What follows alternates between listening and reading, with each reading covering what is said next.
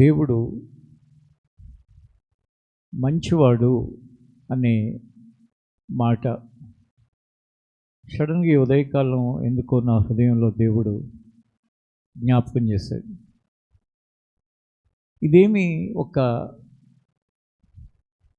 మర్మమైన కనిపెట్టిన విషయం కాదు. మన మనుషుని కూడా అంటూ ఉంటాం, ఆ అబ్బాయి చాలా మంచివాడు, ఈ అమ్మాయి చాలా మంచిది, లేక ఆ కుటుంబం వాళ్ళు మంచివాళ్ళు, ఈ కుటుంబం వాళ్ళు మంచివాళ్ళు అని. అది దేవుడు మంచివాడు అనేవి రెండు ఒకటేనా, వేరువేరా? చెప్పాలి, గట్టిగా చెప్పండి. ఖచ్చితంగా వేరు. ఆ మంచితనం వేరు, ఆ మంచితనం వేరు. పలానా వాళ్ళు మంచివాళ్ళు అనే మంచితనం వేరు, దేవుడు మంచివాడు అనే మంచితనం వేరు. ఎందుకంటే మన మంచితనానికి దేవుని మంచితనానికి ఎంతో వ్యత్యాసం ఉంది, డిఫరెన్స్ ఉంది. ఏంటి ఆ డిఫరెన్స్ అంటే, ఆయన మంచితనం అనేది మన పరిస్థితులతో లేక ఇతర పరిస్థితులతో సంబంధం లేని మంచితనం. మన మంచితనం అనేది ఇతరుల పరిస్థితులతో, ఇతరుల స్వభావంతో ముడిపడి ఉన్న మంచితనం మనది.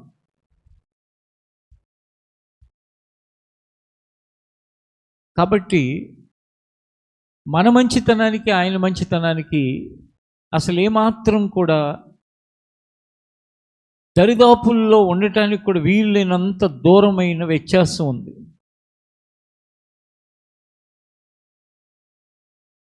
ఆయన మంచితనం అర్థమైందంటే ఆయనకి జీవితాన్ని సమర్పించుకోకుండా మనం ఉండలేం.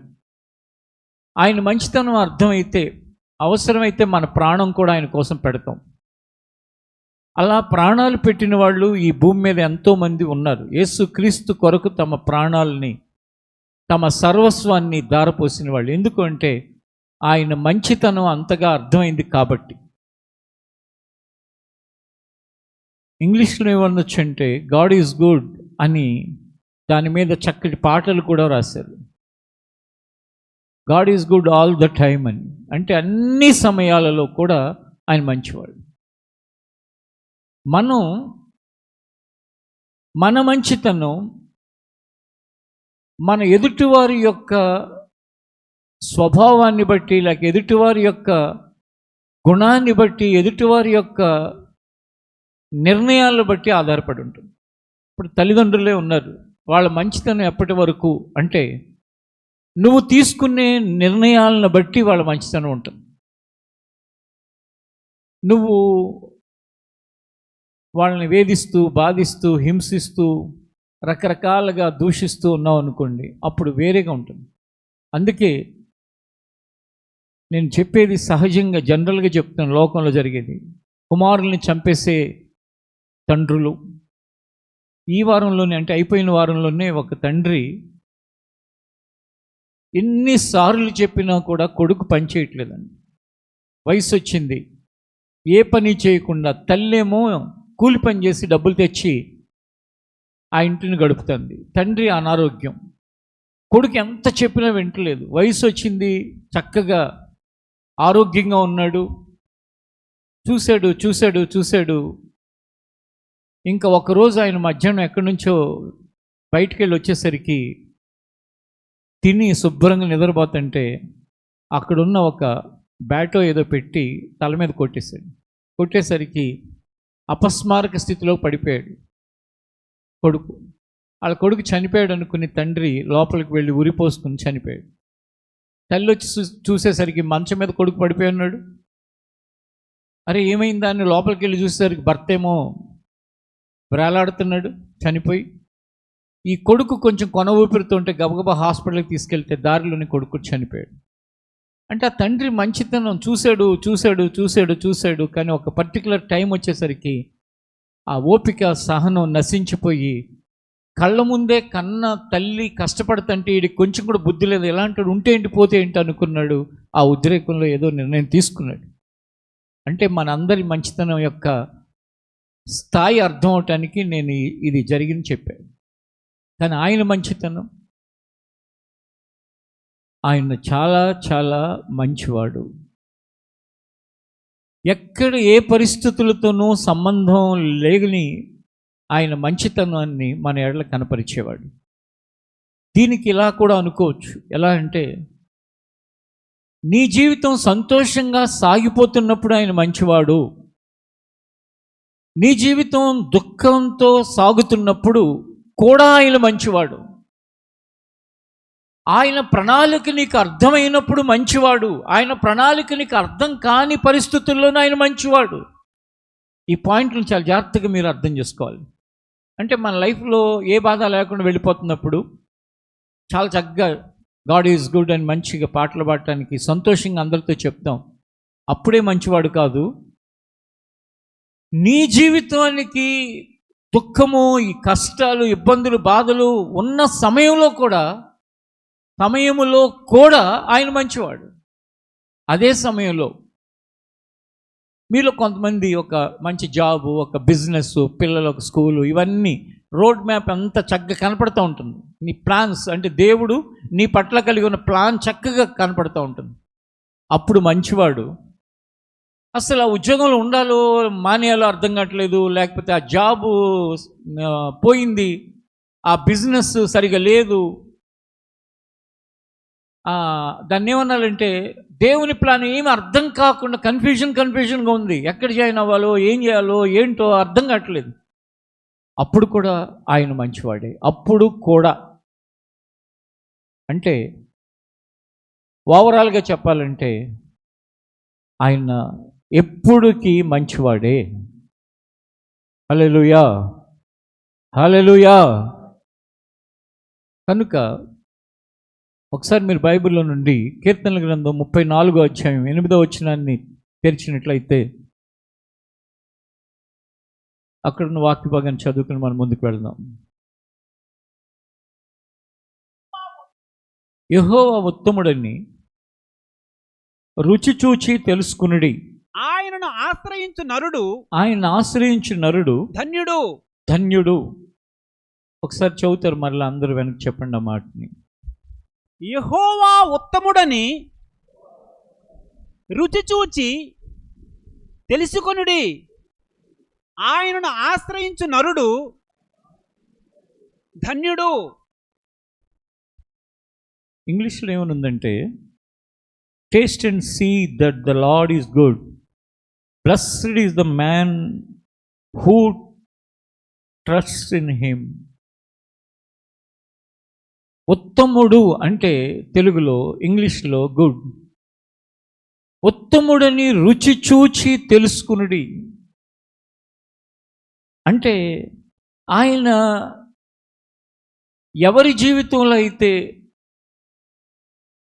ఆయన మంచివాడిగా ఉంటాడో ఆ వ్యక్తికి అన్స్పీకబుల్ జాయ్ ఉంటుంది. అంటే మాటలతో మనం చెప్పలేనంత సంతోషం ఉంటుంది. మనకు అర్థం కాలేదు కాబట్టి ఆయన మంచివాడు కాదని కాదు. ఎక్కువ మంది ఎక్కడ ఫెయిల్ అవుతూ ఉంటారంటే, వాళ్ళకి అర్థం కాని పరిస్థితులు వచ్చినప్పుడు దేవుడు కూడా నన్ను పట్టించుకోవట్లేదు అనే మాట మాట్లాడతారు. పట్టించుకోవట్లేదు అంటే ఖచ్చితంగా ఆయన మంచివాడని ఒప్పుకోవట్లేదు. ఎందుకో దేవుడు కూడా నా మీద పగబట్టాడు అని మాట్లాడుతూ ఉంటారు. క్రైస్తవులైన వాళ్ళు ఇలాంటి మాట తక్కువ మాట్లాడతారేమో, కానీ బయట చాలామంది మాట్లాడతారు. వాళ్ళు ఏమనుకుంటారో తెలుసా? మనుషుల సానుభూతి కోసం ఎవరైనా చనిపోయారు అనుకోండి, వాళ్ళ ఇంటికి వెళ్తారు. ముఖ్యంగా సెలబ్రిటీస్, పెద్ద పెద్ద రాజకీయ నాయకులు, ఇండస్ట్రియలిస్టులు, ఇలాంటి వాళ్ళు చనిపోయినప్పుడు అక్కడ మీడియా వాళ్ళు వచ్చి మైకులు పెడతారు. పోతా ఈ వచ్చిన వ్యక్తి కూడా సెలబ్రిటీనే అనుకోండి, మాట్లాడతాడు. ఏమనంటే, ఈ కుటుంబానికి దేవుడు అన్యాయం చేశాడని పోతాడు. అంటే మళ్ళీ పొద్దున్న లెగిస్తే మళ్ళీ దేవుడు అని ఏయో చేస్తూ ఉంటారు. కానీ ఆ దేవుడు అనేవాడు ఉన్నాడంటే ఆయన అన్యాయం చేశాడని మాటలు అనగలమా? వాళ్ళు రుచి చూడలేదు, వాళ్ళకి నిజ దేవుడు తెలియదు. కాబట్టి నోటి మాటగా ఆ వినేవాడు సంతోషపడాలని సానుభూతి కోసం మాట్లాడతారు. ఆయన రుచి చూచిన వాడు ప్రాణం తీస్తానన్నా గాడ్ ఈజ్ గుడ్ అంటాడు, అంతేగాని ఇంకొక మాట చెప్పలేడు. అది దేవుడు, అది దేవునిని ఎరగటం. ఈ ఆరాధనలో ఉన్న ఏ ఒక్కరైనా సరే, ఒకవేళ కన్ఫ్యూజన్ మధ్యలో సతమతమవుతూ ఉంటే ఈరోజు గ్రహించు ఆయన ఏంటి అనే విషయం, ఆయన ఎలాంటి వాడు అనే విషయాన్ని అర్థం చేసుకో. ఆయన ఎలాంటి వాడు? మనం చాలాసార్లు మన ఎమోషన్స్ లేకపోతే మన నాలెడ్జ్ అంటే మన భావోద్రేకాలు, మన యొక్క జ్ఞానం మనల్ని ఏం చేస్తూ ఉంటుందంటే రకరకాలైన పనులు చేయటానికి మనం ప్రేరేపిస్తూ ఉంటుంది. కానీ మన జ్ఞానానికి, మన భావోద్రేకాలకి అన్నిటికంటే పైన ఉన్నవాడు మన ప్రభువైన యేసుక్రీస్తు. ఆయన అన్ని విషయాల్లోనూ కూడా ఆయన మంచివాడే. ఆయన మంచితనాన్ని మనం అర్థం చేసుకోవటానికి ప్రయత్నిస్తే ఒకసారి మీరు మలాకీ గ్రంథాన్ని కనుక తెరిచినట్లయితే అక్కడ మలాకీ గ్రంథం 3వ అధ్యాయం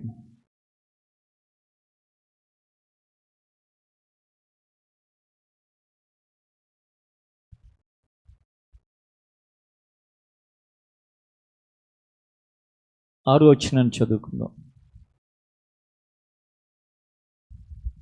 యెహోవానైన నేను మార్పు లేని వాడును కనుక యాకోబు సంతతి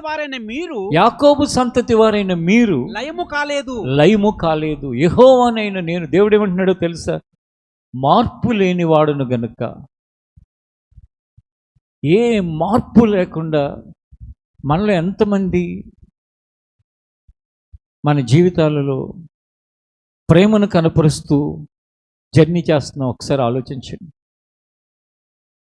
పెళ్ళిళ్ళు చేసుకున్న వాళ్ళని ముఖ్యంగా అడుగుతున్నాను, పెళ్ళిళ్ళు అయిపోయి ఉన్నవాళ్ళని, మీ భర్త పట్ల లేక మీ భార్య పట్ల మార్పు లేని ప్రేమతో కొనసాగుతున్న వాళ్ళు ఎంతమంది? మీ ఆన్సర్ చెప్పడానికి వీలు పడదు ఇంతమంది ఉన్నప్పుడు. మీ మనస్సాక్షి చెప్పుకోండి ఒకసారి. పెళ్లినాటి ప్రమాణాల్లో మార్పు ఉండొచ్చని ఉంటుందా, ఉండకూడదని ఉంటుందా? మాట్లాడాలి. పెళ్ళిన వాళ్ళు చెప్పండిలే. ఉండొచ్చని ఉంటుందా, ఉండకూడదని ఉంటుంది? ఉండకూడదని ఉంటుంది. మరి ఉంటుందా, ఉండలేదా? కొంతమందికి ఆ రోజు అసలు వాళ్ళు కనపడకుండా ఉంటే ప్రశాంతంగా ఉంటుంది, ఎక్కడ టూర్ పోతే బాగుంటుంది, లేకపోతే వైస్ వర్స. ఇద్దరికీ కూడా. పురుషుడు ఎక్కువసార్లు వాళ్ళు బయట ఉంటారు ఉద్యోగరీత్యా, అంటే స్త్రీలు కూడా ఉద్యోగాలు చేస్తారు, కానీ వాళ్ళకి ఎక్కువ మన దేశంలో ఇప్పుడున్న పరిస్థితులు ఎక్కువ వాళ్ళు ఉన్నారు కాబట్టి వాళ్ళు ఎక్కడికైనా టూర్ ఉంటే ఒక 4 రోజులు ఈ తలకనే పోతుందా, తలకనే ఇప్పండి. అలాగే ఇంట్లో ఉన్న వాళ్ళకి ఎక్కడికైనా పోతే బాగుండి, నాకు ప్రశాంతంగా ఉంటుంది. కారణం ఏంటి? ఆ మొదటి ప్రేమ ఏమైంది అంటే ఖచ్చితంగా చెప్పాల్సిన విషయం ఏంటంటే మార్పు వచ్చిందని. దేవుడు ఏమంటున్నాడు? యెహోవానైన నేను మార్పు లేనివాడను. ఆయన మార్పు లేనివాడు కాబట్టి మనందరం ఇంత ప్రశాంతంగా ఉన్నాం. మార్పు లేనివాడు కాబట్టి మనం మనుగడను కొనసాగించగలుగుతున్నాం. మార్పు ఉన్నవాడైతే, ఆయన మారినవాడైతే కనుక మనం ఇంకోలాగా ఉండేవాడు. మనలో ఎవరూ ప్రశాంతంగా ఉండలేము. బ్రతికి బట్టగట్టలు లేని వాళ్ళగా ఉంటాం అనేక మంది అయితే. కానీ ఆయన మార్పు లేనివాడిగా తన ప్రేమను మన పట్ల వెల్లడిపరచడమే కాకుండా మన విషయమై ఆయన బాధ్యత కలిగి ఉన్నాడు. మీరు కూడా ఆయన పిల్లలుగా, మనందరం కూడా ఆయన సంతానంగా మన గుణం అలాంటిదే ఉండాలి. అప్పుడప్పుడు మీకు నేను చెప్పినప్పుడు మరి మీరు విన్నారో లేదో నాకు తెలియదు, కానీ ఇంకోసారి చెప్తున్నాను. పరిచర్య ప్రారంభించినప్పుడు నుండి ఇప్పటి వరకు ఆ మొట్టమొదట ఎవరో ఇద్దరున్నారు. ఆ ఇద్దరి పట్ల ఆ రోజు నాకు ఎలాంటి ప్రేమ ఉందో ఈరోజు అదే ప్రేమ ఉంది. ఆ తర్వాత వచ్చిన కొందరు ఇలా వాళ్ళ జీవితాలను కనుక ఒకసారి చూస్తే, కావాలంటే నా సాక్ష్యం కాదు, మీరు వెళ్ళి వాళ్ళ సాక్ష్యం కావాలంటే వాళ్ళ అడ్రస్ ఇస్తే అడగండి. మీరు ఎవరికైనా ప్రశ్న రావచ్చు, అందరి పట్ల అలాగే ఉందా అని. కొందరి పట్ల ఉన్నా వ్యక్తపరచకుండా వాళ్ళ జీవితం బాగుపడటం కోసం దూరంగా ఉన్నది కూడా ఉంది. చెప్తానుగా. ఎందుకు అంటే మరలా వాక్యం దగ్గరికి వస్తే తండ్రి శిక్షించని కుమారుడు దుర్బీజుడు కానీ కుమారుడు కాదు అని. కొందరి జీవితాలలో కొన్ని విషయాలను బట్టి, వాళ్ళ ప్రవర్తనను బట్టి, వాళ్ళ నిర్ణయాలను బట్టి, వాళ్ళ జీవితంలో వాళ్ళ యొక్క విధానాన్ని బట్టి హృదయంలో ఆ మొదటి రోజు ఏ ప్రేమ ఉందో ఇప్పటికి కూడా ఉన్నా ఆ డిస్టెన్స్ మెయింటైన్ చేయటం అనేది జరుగుతుంది. కానీ చూచేది ఎవడు లోపల అంటే ఆయన. ఒకసారి ఒక వ్యక్తి మన మినిస్ట్రీలో, మెయిన్ చర్చ్ వ్యక్తి కాదు కానీ బ్రాంచ్లో ఉన్న ఒక వ్యక్తి ఆర్థికపరమైన కొన్ని తప్పులు చేసి తన తప్పులు సంఘంలో వాళ్ళ జీవితాలను కూడా ప్రభావితం చేసే విధంగా నిర్ణయాలు తీసుకున్నాడు. అంటే ఇంకా పూర్తిగా కొళ్ళగా అర్థం అవ్వాలంటే ఏంటంటే ఆయనకి ఆర్థిక ఇబ్బందుల వల్ల సంఘంలో కొంతమంది డబ్బులు తీసుకుని ఎగ్గొట్టాడు. అతను ఎవరు అంటే చాలామందికి తెలిసిన వ్యక్తి. పైగా ఆ దినాలలో కొన్ని చోట్ల వాక్యం చెప్పడానికి కూడా నేను అతన్ని వాడుకున్న వ్యక్తి. నేనే కనుక వాడుకుని ఉండకపోతే, నేనే కనుక దేవుని యొక్క ప్రేమను బట్టి అతనికి అవకాశం ఇవ్వకుండా ఉండుంటే కనుక అతనికి ఎవరైనా డబ్బులు ఇచ్చి ఉండేవాళ్ళ? ఇప్పుడు ఈ చర్చిలో ఎవరో తెలియని వ్యక్తి ఒక వ్యక్తి వచ్చి మిమ్మల్ని డబ్బులు అడిగితే ఇస్తారా? నేను చెప్పండి దయచేసి. ఇవ్వరు. అదే ఇప్పుడు జోసఫ్ అన్న అడిగాడు అనుకో, అడుగుపోయినట్టున్నాడు. ఇస్తారా ఇవ్వరా? ఆయన అడగట్లే కానీ ఇస్తారా ఇవ్వరా? అయ్యో పాపం నిజంగానే బాధలో ఉన్నాడేమో, అన్నే కదా చక్కగా ఎప్పుడు స్టేజ్ మీదే ఉంటాడు అని చెప్పి ఇస్తారు. అందరూ ఇవ్వరులేండి. నా సలహా అయితే ఇవ్వబాకండి, నేను అడిగిన ఇవ్వబాకండి. నేనైతే అడగను, కానీ చెప్తున్నా. అంటే ఏంటంటే స్థానాన్ని ఎలా మిస్యూజ్ చేస్తారు. నిజంగా వాళ్ళ తప్పు కాదు, వాళ్ళని మోసంలో పడేసిన సాతాను తప్పు. అంటే సాతాను తప్పని సాతాను మీద తోసేయటమని కాదు, వాడి ప్రేరేపణకు లోబట్టడం అందు కూడా తప్పే. సరే, ఈ పరిచయమైన వ్యక్తి ఏం చేశాడు, ఆ డబ్బులు వాళ్ళ దగ్గర వీళ్ళ దగ్గర అప్పులాగా తీసుకుని కట్టేద్దాం అనుకున్నాడు. కట్టలేని పరిస్థితులు వచ్చినాయి, మొత్తం కుప్పకూలిపోయాడు. ఒక రకంగా చెప్పాలంటే కనుక దివాళా తీసాడు. ఇప్పుడు ఆ వ్యక్తిని నేను పర్లేదు దివాళా తీస్తే తీశారులే, అందరినీ మోసం చేస్తే చేశారులే అని మళ్ళీ నేను చెట్టపట్టాలు వేసుకుని తిరుగుతున్నాను అనుకోండి. అప్పుడు ప్రజల్లో, లేకపోతే ఆ నష్టపోయిన వాళ్ళల్లో, లేకపోతే ఆ మోసపోయిన వాళ్ళలో ఏం ఫీలింగ్ ఉంటుంది, ఏం ఆలోచనలు వస్తాయి? దేవుడు ఏమనుకుంటాడు? అరే, తప్పు చేసిన వాడిని తండ్రి స్థానంలో శిక్షించకుండా, బుద్ధి చెప్పకుండా ఈ మనిషి ఏం మనిషి అని చెప్పి నన్ను కూడా అడుగుతాడు కదా. నేను ఆ తప్పు జరిగింది, అంతా బయటపడింది, ఒక రకంగా స్కామ్ లాంటిది అనమాట. అంటే స్కామ్ అంటే కోట్లు అని కాదు కానీ కొంత. వెంటనే నేను అతన్ని పిలిచి బాగా కోప్పడి, తర్వాత నాకు ఏయో మెసేజ్లు పెడుతున్నాడు, ఎక్స్ప్లెనేషన్ మెసేజ్లు, ఇలా అయింది అలా అయిందని. తర్వాత మళ్ళీ కలిసినప్పుడు అన్నాను, దయచేసి నాతో మాట్లాడటానికి ప్రయత్నం చేయబాకు. రెండోది, నాకు మెసేజ్లు పెట్టబాకు.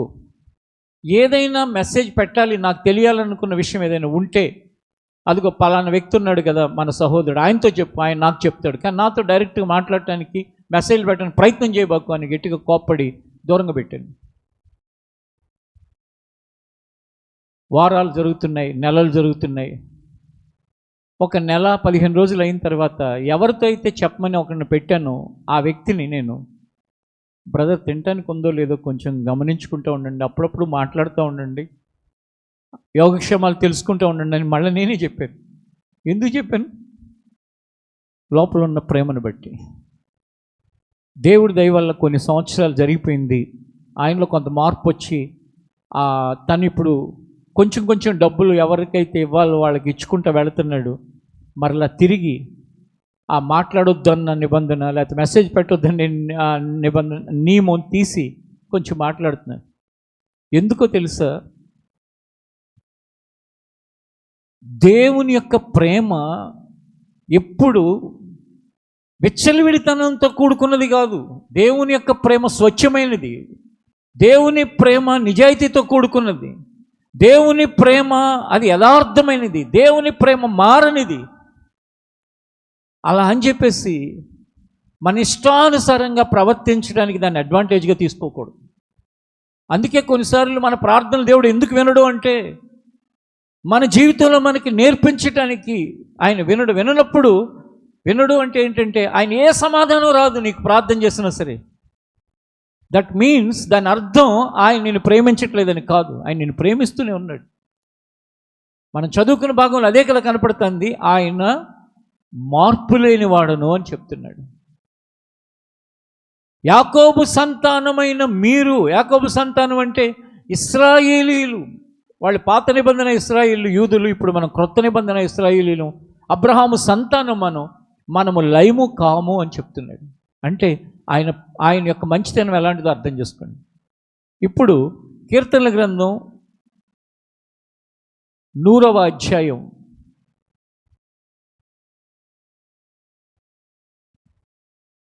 5వ వచనాన్ని కూడా ఒకసారి చదువుకుందాం.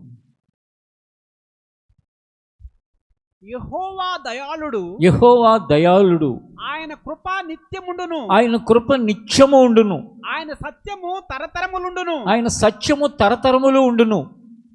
చూడండి ఎంతకాలం ఉంటుందంటే ఆయన సత్యము తరతరములు ఉంటుందంట. ఆయన దయాళుడు, ఆయన కృప నిత్యము ఉంటుంది. అంటే దేవుని యొక్క మంచితనాన్ని గురించి మనం ఆలోచిస్తే ఆయన మార్పు లేనివాడు, ఆయన మంచితనంలో ఎటువంటి మార్పు కూడా లేదు. అంత మాత్రమే కాకుండా ఆయన మంచితనము ఎల్లప్పుడూ ఉంటుంది. మార్పు లేనిది, ఎవర్ లాస్టింగ్ అంటారు ఇంగ్లీష్లో, అంటే ఎప్పటికీ ఉంటుంది. ఈ భూమి మీద మనుషుల మంచితనాలు మారిపోతూ ఉంటాయి, ప్రాధాన్యతలు మారిపోతూ ఉంటాయి. పిల్లలు తమ తల్లి వెనక్కి తిరుగుతూ ఉంటారు. ఎంతకాలం తిరుగుతాడు ఒక కొడుకు అంటే? వివాహం అయ్యే వరకు. వివాహం అయిన తర్వాత ఆటోమేటిక్గా భార్య చుట్టూ తిరుగుతూ ఉంటాడు. దాన్ని జీర్ణించుకోలేరు చాలామంది తల్లులు. అది న్యాచురల్, క్వైట్ న్యాచురల్. బైబిల్ కూడా ఏమని చెప్తుందంటే వారిద్దరు ఏక శరీరం అవుతారు, తల్లిని తండ్రిని విడిచి భార్యను హత్తుకుంటారు. తప్పేమి కాదు, కానీ మనుషులు దాన్ని జీర్ణించుకోలేరు. అది సహజ సిద్ధమైన విషయమే. మారుతూ ఉంటాయి, ప్రయారిటీస్ మారుతూ ఉంటాయి. పిల్లలు పుడతారు, భార్య తల్లి స్థానంలో ఆ పిల్లడితో ఎక్కువగా అటాచ్మెంట్ ఉంటుంది. అది కాలక్రమంలో ఇవన్నీ వచ్చే మార్పులు. కానీ మార్పు లేనివాడు, నిరంతరము నీ పట్ల దయగలిగిన వాడు, పరిస్థితులు మారాయని, నీ స్వభావం మారిందని ఆయన మారేవాడు కానే కాదు, ఆయన నిన్ను ప్రేమిస్తున్నవాడు. కాబట్టి మనకి ఏ క్షణం మన జీవితంలో అయినా ఆయన మంచివాడు అనే ధ్యానం మన హృదయంలో ఉంటే, మనంత సంతోషం కలిగిన వ్యక్తి ప్రపంచంలో ఇంకెవడూ లేడు అని అర్థం. ఎవరైతే దేవుడు మంచివాడు అని తలంచుకుంటూ తన ప్రయాణం కొనసాగిస్తున్నారో వాళ్ళు ఈ భూమి మీద ఉన్న వారందరికంటే ఎక్కువైన సంతోషం కలిగి ఉన్నవాడు. అప్పుడప్పుడు దేవుని చేత రక్షించబడిన మనలో కొంతమంది అంటూ ఉంటాం, ఏమని ఉంటుంటే, నాకైతే అనిపిస్తుంది నా అంత లక్కీ పర్సన్ ఈ భూమి మీద ఎవరు లేడు అనిపిస్తుందని. నీకు అనిపిస్తుంది, నాకు అనిపిస్తుంది, మనలో చాలామందికి అనిపిస్తుంది. మనలోనే కాదు, ఈ భూమి మీద దేవుడిని ఎరిగిన వాళ్ళకి చాలామంది అనిపిస్తుంది. ఎందుకు అనిపిస్తుంది అంటే ఆయన మంచివాడు అనే సంగతిని మనం ఎరగటమే కాకుండా ప్రతిదినం దాన్ని ధ్యానిస్తూ బ్రతుకుతున్నాం. కాబట్టి ఈ ఆరాధనలో ఉన్న మీరు దీన్ని ఎక్కడ ఉండి దూర ప్రాంతాల్లో ఉండి లైవ్లో వింటున్నా, ఈ క్షణానికి మీ మనస్సులో ఇదే అనిపిస్తుందా? లేక మీ సమస్యలను బట్టి, మీ బలహీనతలను బట్టి, మీ ఓటమిని బట్టి, మీ అనారోగ్యాలను బట్టి, మీ ఆర్థిక సమస్యలను బట్టి ఆయన మంచివాడు అని కాకుండా ఇంక వేరే ఏమన్నా అనుకుంటున్నావా? ఒకవేళ వేరే ఏమన్నా అనుకుంటుంటే ఈ క్షణం నీ యొక్క ఆలోచనని మార్చుకుని ఆయన మంచివాడు అనే దానిలో ఫిక్స్ అయితే కనుక నీ ఆలోచన, నువ్వు ఎంతో ఆనందంగా సంతోషంగా ముందుకు వెళ్ళగలుగుతావు. క్రైస్తవ సంఘాలలో, చర్చెస్లో స్థానాల కోసం ఆరాటం, పోరాటం, ఎలక్షన్లు, గొడవలు, సంఘాలలో ఆధిపత్యాల కోసం ప్రయత్నాలే. కానీ ఆయన మంచివాడు మంచివాడు అని అనుకుంటూ జీవితంలో నిజంగా దాన్ని నమ్మి, దాన్ని ధ్యానించి అనుదినము చెప్పటానికి వీలైన సంతోషాన్ని అనుభవించటం అనేది ఎంతమందికి వీలవుతుంది? ఒక రకంగా ఎవరైనా బ్రతుకుతున్నా సరే ఆ దారిలోంచి లాగేస్తున్నారు పక్కకి. ఏదో ఒక వాళ్ళ జీవితంలో పరిస్థితులను కలిగించి. ఇక్కడ అలాంటి ప్రయత్నాలు ఎవరు చేయట్లా. కాబట్టి స్వేచ్ఛగా, స్వచ్ఛందంగా, సంతోషంగా ఆయన మంచివాడు అనే ఆ మనస్సుని నీ హృదయంలో కలదానివే హాయిగా జీవితంలో ముందుకు కొనసాగటానికి అవకాశం ఉంది. కనుక నీ పరిస్థితులు ఎలాంటివైనా, ఏవైనా, కొన్నిసార్లు ఓటమైనా, కొన్నిసార్లు భయం కలిగిస్తున్నా, లేక అనారోగ్య సమస్యలు బట్టి అసలు జీవితంలో ఎటుపోతున్నానని అనిపిస్తున్నా, ఏంట్రా దేవుని ప్రణాళిక ఏంటి నాకు అర్థం కావట్లేదు. దెబ్బ మీద దెబ్బ, అనారోగ్యం, మరలా ఇంకో సమస్య. నీకు పరిస్థితులు అర్థం కానప్పుడు కూడా దేవుడు మంచివాడు అని దేవుణ్ణి స్తుతిస్తూ ముందుకు వెళ్ళటానికి ప్రయత్నం చేయి. ఒకసారి విలాప వాక్యాలు మీరు తెరిచినట్లయితే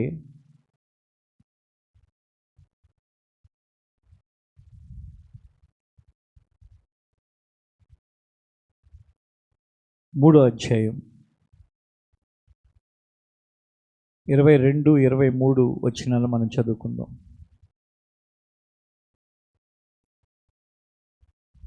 యెహోవా కృపగలవాడు. అది ఇర్మియా తర్వాత ఉంటుంది. యెహోవా కృపగలవాడు,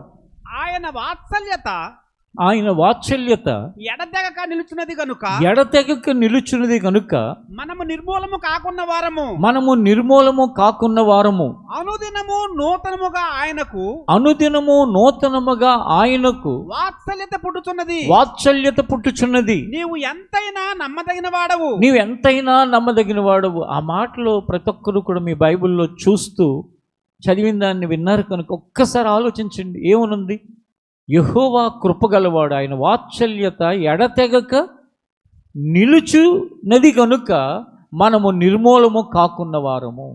మనలో అనేక మంది నాశనం కాకుండా ఎందుకు ఇంకా ఉన్నామయ్యా అంటే, ఆయన యొక్క వాత్సల్యత, ఆయన ఫేవర్ ఎప్పటికీ కూడా మన జీవితంలో కొనసాగుతూనే ఉంది. ఎప్పుడు మనతో ఉంటుంది.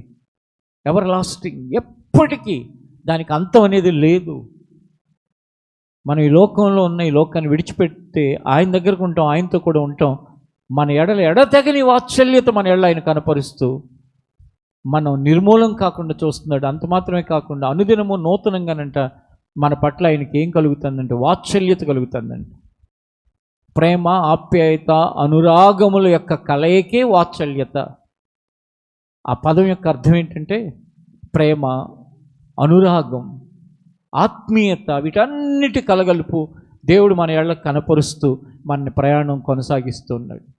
కనుక కన్నీరు విడవటం మానేసేయి, కలవరపడటం ప్రక్కన పెట్టేసేయి, భయాన్ని పారద్రోలు. భయమా, నువ్వు నన్నేమీ చేయలేవు, భయపెట్టడానికి ప్రయత్నించకు సాతానా. నా దేవుడు ఏమాత్రము కూడా నన్ను విడువని వాత్సల్యతతో నా జీవితాన్ని ముందుకు నడిపిస్తున్నాడు. అందరూ నన్ను విడిచిపెట్టవచ్చేమో, కానీ నువ్వు మాత్రం విడవవు. నా దేవుడు మాత్రం విడవడు. శత్రువా, అతిశయపడబాకు. ఈరోజు భయంతో ఉన్న నేను నా దేవుని మాట వలన భయాన్ని ప్రక్కకు త్రోసివేసి ధైర్యంగా ముందుకు వెళ్ళటం నేర్చుకుంటాను. పడిపోయిన నేను తిరిగి లేవగలుగుతాను. కృంగిపోయిన నేను ధైర్యం తెచ్చుకుంటాను. నువ్వేం చేయలేవు. ఎప్పుడైతే కొన్నిసార్లు కొన్ని రకాలైన అనారోగ్య సమస్యలు కొన్నిసార్లు చిన్న వయసులో అవి బయటపడినప్పుడు బాగా వర్రీతో అయిపోతూ ఉంటారు. ఏమనంటే ఇంకా పెళ్ళి కూడా అవ్వలేదు నాకు, అప్పుడే ఈ అనారోగ్యం ఏంటి, ఎలా నెట్టుకు రావాలి, నేను ఎలా బ్రతకాలి, ఇక నా జీవితం అయిపోయినట్టేనా, ఇక నేను ఇంతేనా. నా సహోదరి, నా సహోదరుడా, దేవుడు నిన్ను మార్పు చెందని ప్రేమతో ప్రేమించి నీ ఎడల ఆయన మంచివాడిగా నిలిచి ఉన్నాడు. అధైర్యపడకుండా ముందు కొనసాగటానికి ప్రయత్నం చేయి. యోహాను సువార్త 8వ అధ్యాయం. యోహాను సువార్త 8వ అధ్యాయం మొదటి వచనం నుండి మనం చదువుకుందాం. యేసు ఒలీవల కొండకు వెళ్ళెను. యేసు ఒలీవల కొండకు వెళ్ళెను. తెల్లవారగానే యేసు తిరిగి దేవాలయంలోనికి రాగా ప్రజలందరూ ఆయన యొద్దకు వచ్చిరి గనుక ప్రజలందరూ ఆయన యొద్దకు వచ్చిరు గనుక ఆయన కూర్చుండి వారికి బోధించుచుండెను. ఆయన కూర్చుండి వారికి బోధించుచుండెను. శాస్త్రులను పరిసయ్యులను శాస్త్రులను పరిసయ్యులను వ్యభిచారమందు పట్టబడిన ఒక స్త్రీని తోడుకుని వచ్చి వ్యభిచారమందు పట్టబడిన ఒక స్త్రీని తోడుకుని వచ్చి ఆమెను మధ్య నిలవబెట్టి ఆమెను మధ్య నిలవబెట్టి బోధకుడా ఈ స్త్రీ వ్యభిచారం చేయుచుండగా పట్టబడెను. ఈ స్త్రీ వ్యభిచారము చేయుచుండగా పట్టబడెను. అట్టి వారిని రాళ్ళు రువ్వి చంపవలెనని ధర్మశాస్త్రంలో మోషే మనకు ఆజ్ఞాపించను కదా. అయినను నీవేమి చెప్పుచున్నావని ఆయన అడిగిరి. ఒక్క నిమిషం జాగ్రత్తగా వినండి అందరూ. అసలు ఆ మాట వినాలంటే కోపం వచ్చేస్తుంది కొంతమందికి. చిచి పనికి మాలింది, చి దరిద్ర బ్రతుకు, చి అడుగు తిన్న బ్రతకొచ్చు కదా, ఇలాంటి పనులేంటి, చి మా వంశులను చెడబుట్టింది, ఇలా మాట్లాడుతూ ఉంటారు కొన్ని తప్పులు. అలాంటి మాట్లాడే తప్పుల్లో ఇది కూడా అలాంటిది ఒకటి.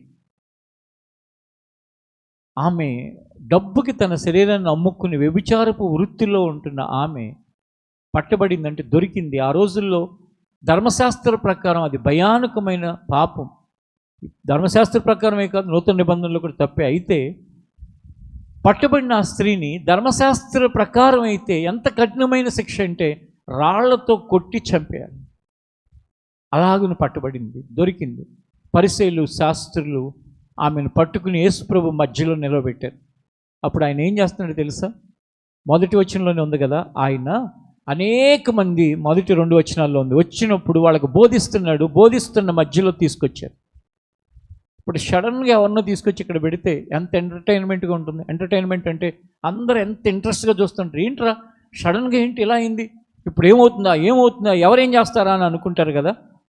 చూసి కరెక్ట్గా మనుషుల మధ్యలో ప్రభు ఉన్నప్పుడు తీసుకొచ్చి ఆ స్త్రీని ఆయన మధ్యలో పెట్టి అంటున్నారు, మోషే మనకు ధర్మశాస్త్రాన్ని ఇచ్చాడు, ఆ ధర్మశాస్త్ర ప్రకారం రాళ్ళతో కూడా చంపాలి, మరి నువ్వేమంటావు అని అడిగి. వాళ్ళ ప్లాన్ వేరే ఉంది. వాళ్ళు వేసిన ప్రశ్నలు వాళ్ళ ప్లాన్ ఏంటంటే చంపేయమన్నాడు అనుకోండి, నువ్వేదో ప్రేమ అంటున్నావుగా, మరి ఆ ప్రేమ సంగతి ఏంటి అని అడుగుతారు. నువ్వు కరుణ అంటున్నావు కదా, నువ్వు జాలి అంటున్నావు కదా, నువ్వు దయ అంటున్నావు కదా, మరి దాని సంగతి ఏంటని అడుగుతారు. దేవుడు లోకమును ఎంతో ప్రేమించును 3:16 అదే కదా ఉంటుంది, మరి అది ముందు జరిగిపోయింది, దాని సంగతి ఏంటి, మొన్నే చెప్పావు కదా అంటారు. పోనీ చంపొద్దు అన్నాడు అనుకోండి, మరి ధర్మశాస్త్రాన్ని నువ్వు కొట్టివేయటానికి వచ్చావా, ధర్మశాస్త్రంలో ఉన్నదాన్ని నువ్వు చేయకుండా ఉండటానికి వచ్చావా అని అడుగుతారు. అప్పుడు యేసుప్రభు తల వంచి నేల మీద ఏదో రాసుకుంటున్నట్టుగా కనపడ్డాడు. ఆ క్రింద వచ్చిన చదవండి ఒకసారి. ఆయన మీద నేరము మోపవలనని ఆయనను శోధించుచు ఇలాగున అడిగిను. అయితే యేసు వంగి నేల మీద వ్రేలితో ఏమో రాయిచుండెను. వారాయన పట్టువదలకు అడుగుచుండగా ఆయన తల ఎత్తి చూచి మీలో పాపము లేనివాడు మొట్టమొదట ఆమె మీద రాయి వేయవచ్చునని వారితో చెప్పి మరలా వంగి నేల మీద వ్రాయిచుండెను. ఒక్క నిమిషం అది చూడండి. మౌనంగా ఆయన ఏదో రాసుకుంటుంటే ఊరుకోవచ్చుగా, ఎప్పుడు చెప్తాడు అని చెప్పి వాళ్ళంట పొట్టు వదలకుండా అడుగుతూనే ఉన్నారంట. ఇప్పుడు నీ ఎదుటి వ్యక్తి నువ్వు చెప్పింది విన్నప్పుడు కొంచెం ఆగొచ్చు. ఒకవేళ ఆయన ఏం మాట్లాడకపోతే ఈ ప్రశ్న ఈయనకి ఇష్టం లేదేమో అని అనుకోవచ్చు, ఊరుకోవచ్చు కదా.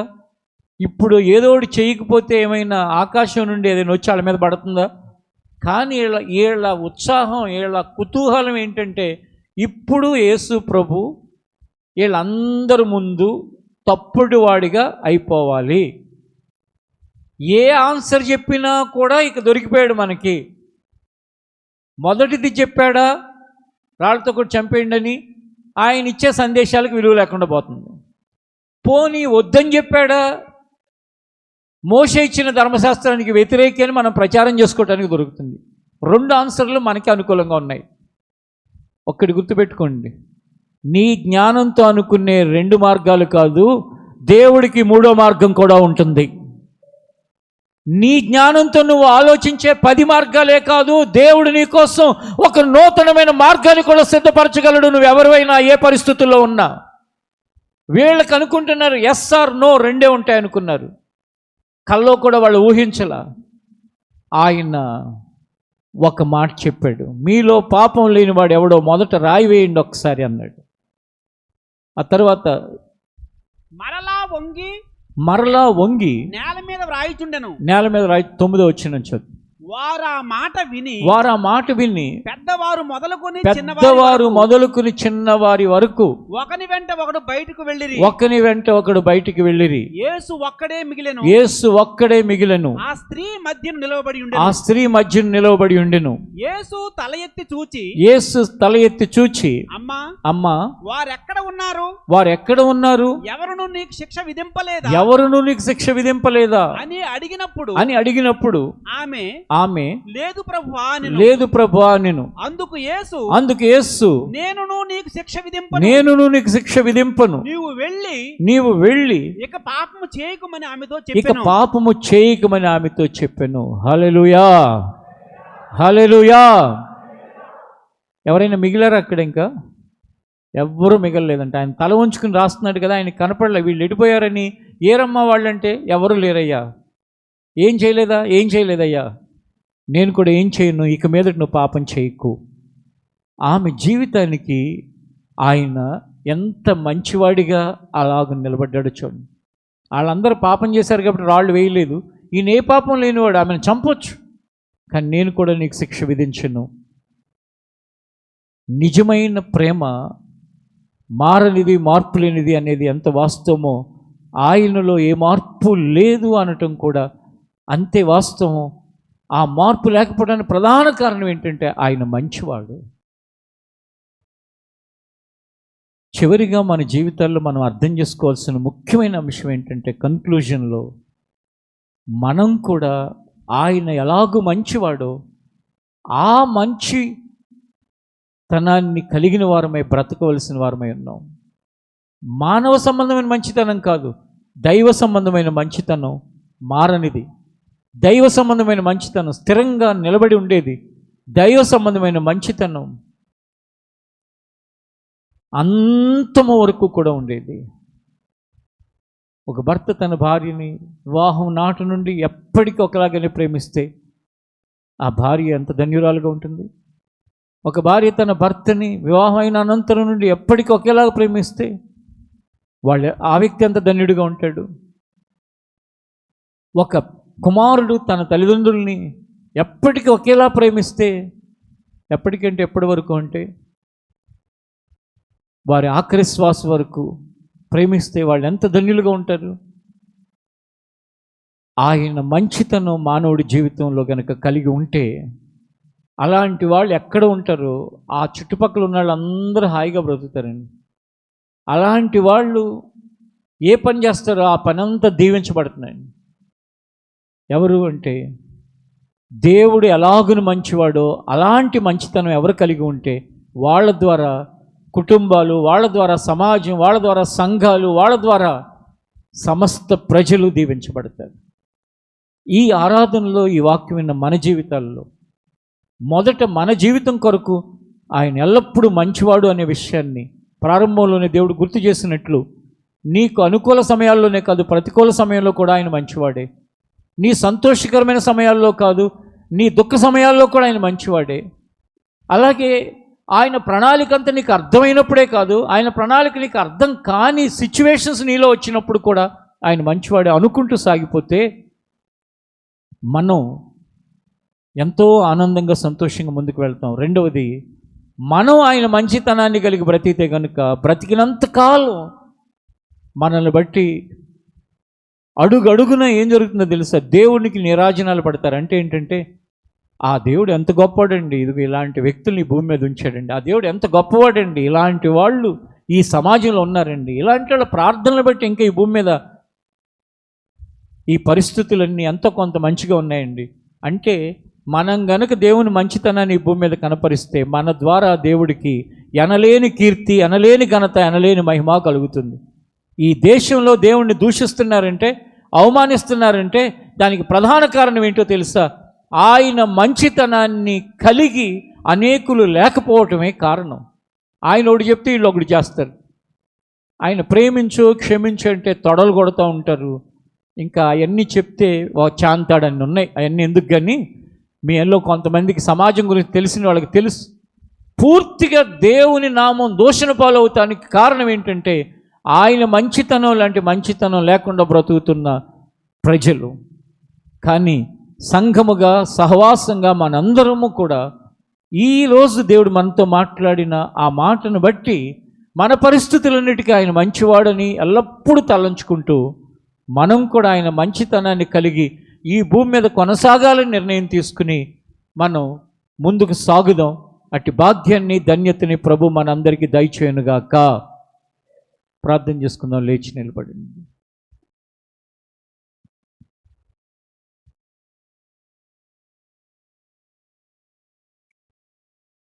ప్రార్థన సమయంలో ఎవరు కూడా అనాలోచనతో ఉండకండి. మీ సెల్ ఫోన్లతో పని పెట్టుకోబాకండి. ఇంకొన్ని క్షణాలలో నీ ఫోన్తో నువ్వేవైనా చేయటానికి నీకు సమయం ఉంటుంది. విన్న వాక్యమును దేవుని ఎదుట పెట్టి, ప్రభా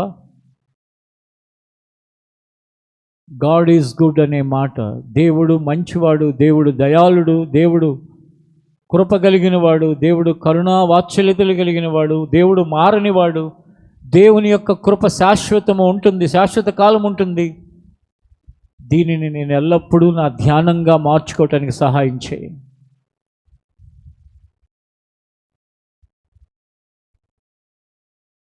ఎలుగెత్తి దేవునితో ఆ మాట చెప్తాను, దేవా నీవెల్లప్పుడు మంచివాడివి అని. నేను ధ్యానించే వ్యక్తిగా నన్ను చేయి తండ్రి, స్తుతించే వ్యక్తిగా నన్ను చేయి ప్రభువా. ఎల్లప్పుడూ నా నోట ఆ స్తుతే ఉండాలి. గాడ్ ఈజ్ గుడ్ అనే స్తుతి నా నోట ఉండాలి. కేవలము అది ఎరుగుటయే కాదు, నేను కూడా నీవు ఎలాగునో మంచివాడవో అన్ని పరిస్థితులలోనూ నేను కూడా అలాంటి మంచివాడిగా బ్రతకటానికి సహాయం చేయి. దేవుడికి పరిస్థితులతో సంబంధం లేకుండా ఆయన తన మంచితనాన్ని కనపరిచేవాడు. అదే రీతిగా నీ జీవితంలో కూడా ఆ మంచితనమును కలవాడవై కలదానవై బ్రతకటానికి దేవుని దగ్గర కోరుకో.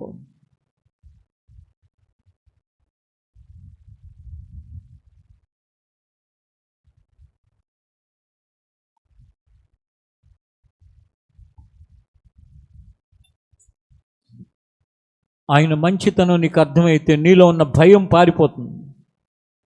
ఆయన మంచితనం నీకు అర్థమైతే నీలో ఉన్న దిగులు చింత పోతాయి.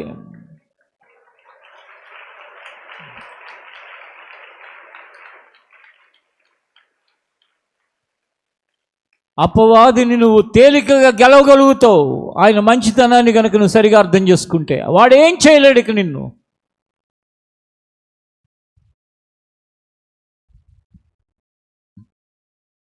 ముప్పై 35 సంవత్సరాల క్రితం నేను ఎరిగితే ఆయనని ఎన్నోసార్లు ఆయనకి దూరం చేయాలని అపవాది ప్రయత్నించాడు.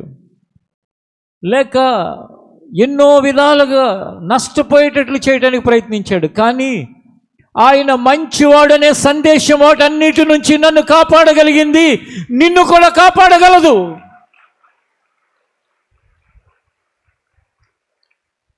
కుమిలిపోయాను, కృంగిపోయాను, పారిపోదాం అనుకున్నాను, ఇక బ్రతకటం వేస్ట్ అనుకున్నాను. ఈ ప్లాన్స్ ఏవి కూడా నెరవేరకుండా నన్ను ఆపగలిగినది యేసయ్య మంచివాడు అనే మాట మాత్రమే.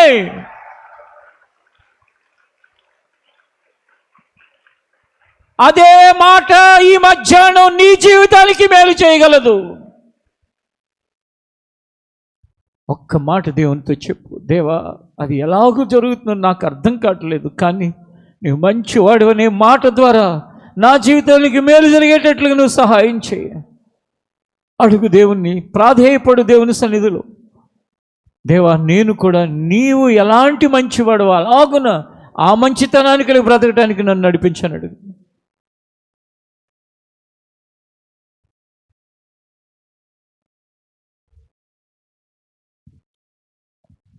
ఆమేన్. ప్రభువా నీ మాటను మా అందరి జీవితాల్లో నెరవేర్చమని వేడుకుంటూ, నెరవేరును గాక అని నా నోట పలుకుతూ నీ నామంలో ప్రార్థిస్తున్నాను తండ్రి. మాలో రకరకాల పరిస్థితులు కలిగిన వారిగా మేము మీ మధ్య నీ సన్నిధిలో ఉన్నాం. నా పరిస్థితులు వేరొకరికి అర్థం కావు, వేరొకరి పరిస్థితులు నాకు అర్థం కావు. ఒకరి ప్రక్కన ఒకరు కూర్చోవచ్చు, కానీ వారి పరిస్థితులు వేరు, వీరి పరిస్థితులు వేరు. కానీ ఏ పరిస్థితికైనా నీవు మంచివాడవు అనే సందేశం, ఖచ్చితమైన జవాబు ప్రభువా. ఆ మంచివాడవు అనే విశ్వాసము కలవారై అన్ని విషయాల్లో జయం పొందటానికి సహాయం చేయండి. వ్యాధుల నుండి స్వస్థత పొందటానికి సహాయం చేయండి. ఆర్థిక సమస్యల నుంచి బయటపడటానికి సహాయం చేయండి. కుటుంబ సమస్యల నుంచి విడుదల పొందటానికి సహాయం చేయండి. రకరకాలైన వ్యాజ్యాల నుండి, కోర్టు సంబంధించిన వ్యాజ్యాల నుంచి మీ మంచి వాడవు అనే మాట ద్వారా వారు జయము పొందటానికి సహాయం చేయండి. ఆయన మారనిది, మార్పు లేనిది నీ మంచితనం, అందుకు స్తోత్రాలు చెల్లిస్తున్నాను. రెండవది ప్రభువా, నీ మంచితనమును మేము కూడా కలవారమై ఈ భూమి మీద బ్రతకటానికి కూడా సహాయం చేయండి. మాలో ప్రతి వారికి దాని విషయమై ఒక రోషాన్ని దయచేయండి. దాని విషయమై ప్రభు ఒక పోరాటాన్ని దయచేయండి. నేను ఈ భూమి మీద ఆయన మంచితనం కలవాడినే బ్రతకాలని ఒక నిర్ణయంతో ముందుకు వెళ్ళే భాగ్యాన్ని అనుగ్రహించు. మరి ఒక వారం అంతా నీ కాపుదలు దయచేయి ప్రభు. ప్రయత్నాలన్నింటినీ సఫలపరుచుతాను. మార్గాల్లో తోడుగా ఉండినాయి. మా దేశంలో, ముఖ్యంగా మా తెలుగు రాష్ట్రాల్లో వర్షాలు లేక ఎంతోమంది రైతులు ఇబ్బంది పడుతుండగా వర్షాలు కూడా సమృద్ధిగా పడటానికి సహాయం చేయండి. వాతావరణ శాఖ ద్వారా ప్రభువ వాళ్ళు ఎలాంటి రిజల్ట్నైనా వాళ్ళు చెప్తున్నప్పటికీ, ఎన్నో వలన కలుగుతున్న ఆటంకాలను చెప్తున్నప్పటికీ, భూమిని, ఆకాశాన్ని, ఇందున్న సమస్తాన్ని సృష్టించిన సృష్టికర్తగా ఆ మాట కంటే, వారి జ్ఞానము కంటే పైన ఉన్న మాట నీది కాబట్టి నీవు కార్యము చేయమని ప్రార్థిస్తున్నాను తండ్రి.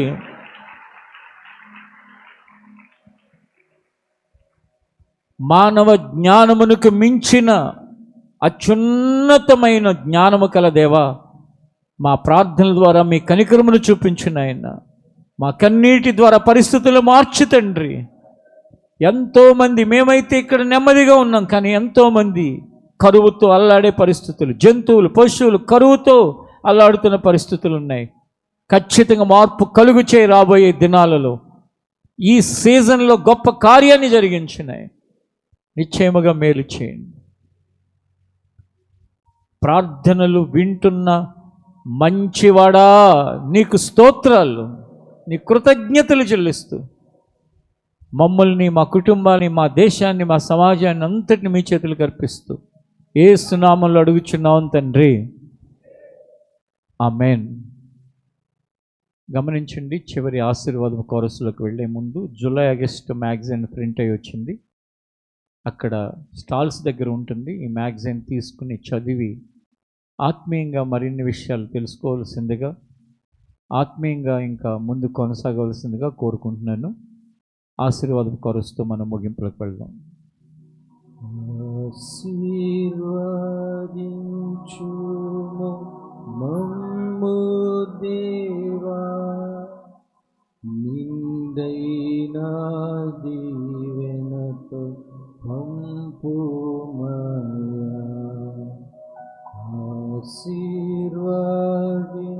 ఆశీర్వదించుము మమ్ము దేవా, నిందైన దీవెనతో పంపుమయా.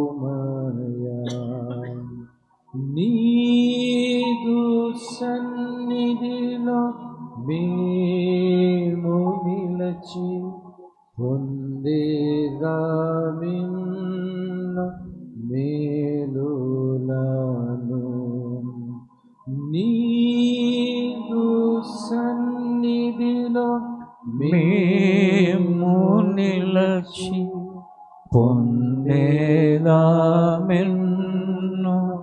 మేలులను పొందేదమెన్నో మేలులను పొందేదమెన్నో మేలులను.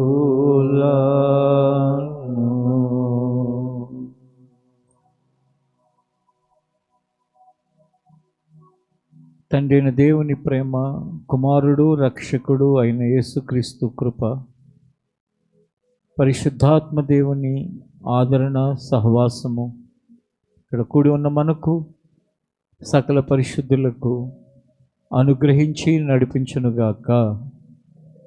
ఆమేన్. ఈ ఆరాధన ముగింపులో మీ అందరికీ కూడా నా హృదయపూర్వకమైన వందనాలు.